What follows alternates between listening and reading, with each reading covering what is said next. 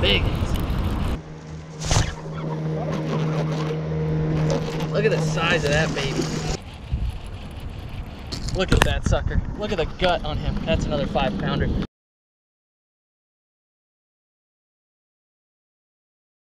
So probably one of the biggest controversies in bass fishing is which bait works better, a chatterbait or a spinnerbait. Both are very, very similar to each other, but they are both very different and work really, really well in completely different scenarios. So stick around, I'm gonna break down the differences between these two baits so you know when to throw one versus the other.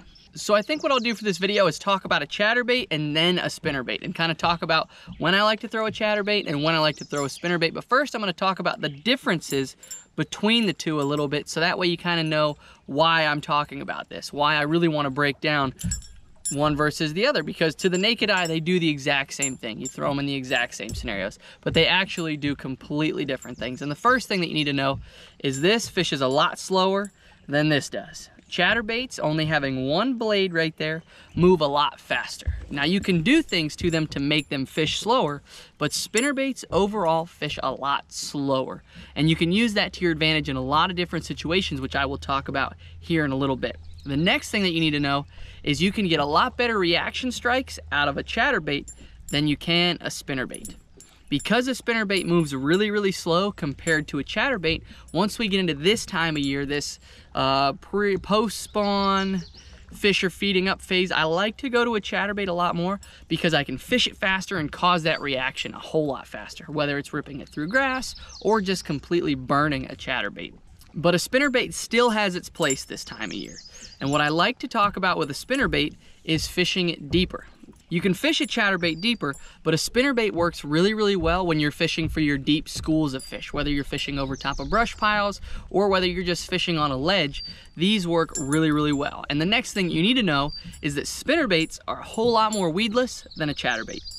Everybody that's thrown a chatterbait, you guys have probably seen a couple of my other videos, a chatterbait is known for getting stuck on a piece of wood because a lot of times it'll come over and get stuck on a log. It happens to every single person who's ever thrown a chatterbait.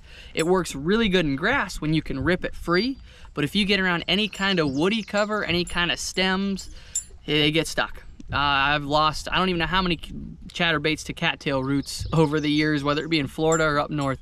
And so a spinnerbait with its design and that 90-degree arm has a tendency to go over top as opposed to twist and get stuck, which is why you see a lot of guys throwing this over brush piles. You see a lot of guys throwing it through lily pads, cattails, through trees, on laydowns. It works phenomenal anywhere that you want to throw this, but you're afraid to get it stuck. That is one of the biggest things that I note when I'm trying to fish a spinnerbait versus a chatterbait, is what are the odds that I get that bait stuck? If the chances are high, then I usually end up leaning more toward a spinnerbait. A spinnerbait is also better around cover, and this is what I was alluding to earlier, because it fishes a little bit slower, I can slow that bait down a whole lot more. I am a lot more target oriented with a spinnerbait, whether it be throwing it up on a laydown, or whether it be throwing it over top of a stump, or whether it be throwing it along a dock, something along those lines. I like to throw a spinnerbait because I can slow it down and speed it up just enough to get a reaction out of it, but I can slow it down enough that I can really crawl it along that cover, especially because spinnerbaits come in 3 different models. Chatterbaits come in a bunch of different models, but they don't do the same things that a spinnerbait does. So a spinnerbait, you have your double willow like you have here, then you have an Indiana and a Colorado, and then you have a single Colorado blade. The Colorado blade is the slowest of the spinnerbaits. The double willow is the fastest of the spinnerbaits, and you can intermix all of the different combinations, and a lot of different companies do to give it a lot of different actions, but chatterbaits have just the one blade. Now Z-Man makes a lot of different sizes. You have the big blade, which is basically the Colorado version of a spinnerbait on a chatterbait. It goes a lot slower, a lot bigger thump. And then you have your Mini Max, which has a lot smaller blade, which would be like comparable to a double willow, where you can fish it a lot faster. That would be the fastest. This would kind of be like your Indiana Colorado in the fact that it's like a workhorse. This original jackhammer size, this is a 3/4 actually, but the original size blade is what does the majority of the work. That's where you're gonna throw it in the majority of situations, and the other two don't really play as much in my arsenal as the original size blades. Another thing to note about a spinnerbait versus a chatterbait is I like to throw a spinnerbait when I'm around bait fish a lot more, because if you look at it with those blades on there, it does a really good job at replicating schools of bait fish. So if I find myself around a shad spawn, if I find myself in a pocket that has a lot of bait early in the spring when I'm fishing main lake points, any of those things where I'm thinking I am trying to replicate bait, I like to go to a spinnerbait a lot more than a chatterbait. If I'm trying to replicate bluegill, if I'm covering water, or if the water's a little bit dirty, I'll go to a chartreuse and white. But if I am not covering a shad spawn, if I'm not necessarily around as much bait fish, that's when I like to go to a chatterbait, because again, I can cover a lot of water a lot faster, I can elicit a reaction strike better, and these just do a better job at replicating a bluegill overall compared to a spinnerbait. Now, where I like to throw a chatterbait a lot more is I like to throw a chatterbait when I'm fishing grass. When I'm fishing any kind of submergent grass where I'm covering water, that's where I really like to throw a chatterbait. Especially if I'm fishing isolated grass, it doesn't matter. Any kind of grass, that is where a chatterbait is going to shine for me, because you can elicit that reaction strike by using your rod and doing a lot of different motions, as you'll see in some of the B-roll I have here, to really get those fish to react. It just does such a much better job at getting through that grass, because what you have is the way this blade rocks back and forth, it rips through the grass, as opposed to blades that spin will actually get grass caught up in the crevices and whatnot. And so a lot of times if I'm fishing that shorter grass, I don't like to throw a spinnerbait, because I know it's just gonna get hung up in that grass, and I know it's gonna be a lot more of a pain to fish. That being said, you can still throw spinnerbaits in grass, and you can catch a lot of fish on spinnerbaits in grass, because they do get big bites just like a chatterbait does, and they do work really, really well. Just know you're gonna have a little bit more of a headache. Now, what does stay the same is the gear that I throw this on. I like that Ark Invoker Tour Series 7.4 medium heavy moderate action rod. It is hands down the best spinnerbait and chatterbait rod I have ever used. I'll have it linked down below like I always do, along with the line and the reel that I like to throw it on. I will also have some of my favorite trailers, which kind of go hand in hand on both of them. I throw almost the exact same trailers. One of my favorite trailers for spinnerbait is going to be that split tail grub. It's just hard to beat that split tail. And my go-to trailer for a chatterbait is going to be a razor shad. Just one of my favorite trailers, does the best job for me. As far as times of years where I like to throw each of these, spinnerbaits for me have a special place when the water temperature is a little bit cooler, because again, you can slow a spinnerbait down. So early in the spring, I really like to throw a spinnerbait, especially that Indiana Colorado or that single Colorado, because I can fish them extremely slow.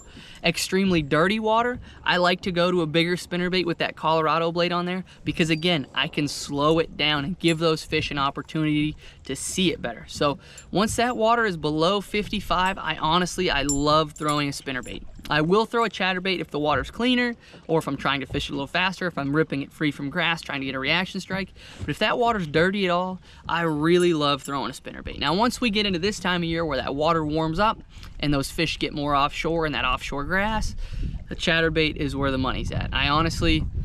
I don't pick up a spinnerbait unless I'm trying to throw it over top of brush piles, if you have a shad spawn in brush piles, or if I'm trying to fish shallow, or if you have a flood, something like that, where you're trying to fish heavy cover and you just can't do it. But honestly, most of the time after that water gets above 50, 55 degrees, I love throwing a chatterbait, just because I can fish it faster, like I said, I can cover water faster, and it's a confidence bait for me. I feel like I can put it anywhere I want.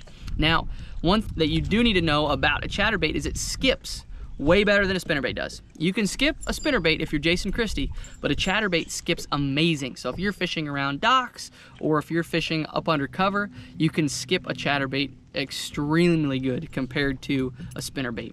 And so that's one place that I really love throwing a chatterbait, is up under docks this time of year, to cover water, to try to figure out where those fish are at.